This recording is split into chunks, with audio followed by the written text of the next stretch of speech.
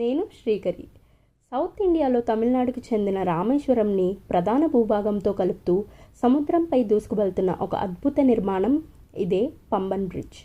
1914లో ఇండియాలో సముద్రంపై బిల్డ్ చేసిన మొట్టమొదటి రైల్వే బ్రిడ్జ్ అండ్ ఇది ఒక భారతీయ ఇంజనీరింగ్ సామర్థ్యానికి నిదర్శనం. పంబన్ బ్రిడ్జ్ పొడవు సుమారు 2.3 కిలోమీటర్స్ ఉంటుంది. ఇది అప్పట్లోనే ప్రపంచంలో గొప్ప మెటల్ కంట్రోల్డ్ బ్రిడ్జ్లలో ఒకటిగా పరిగణించబడింది. ఈ బ్రిడ్జ్ యొక్క స్పెషాలిటీ ఏంటంటే ఇది ఒక లిఫ్ట్ మెకానిజంతో తయారు చేయబడింది. అంటే బిగ్ షిప్స్ వచ్చినప్పుడు బ్రిడ్జ్ 2 భాగాలుగా పైకి లేచి షిప్స్కి దారిస్తుంది. సూపర్ కదా.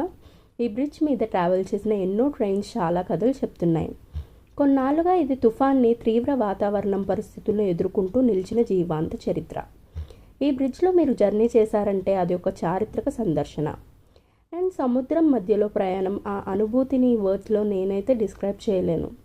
ఇది కేవలం బ్రిడ్జ్ కాదు, మన దేశ గర్వం. ఒకసారి ఈ పంబన్ బ్రిడ్జ్ మీద జర్నీ చేస్తే మీరు లైఫ్లో మర్చిపోలేని గుడ్ మెమొరీస్ మీ పాకెట్లో వేసుకున్నట్టే. పంబన్ బ్రిడ్జ్ ఓ చరిత్ర, ఓ ప్రయాణం. Thank you.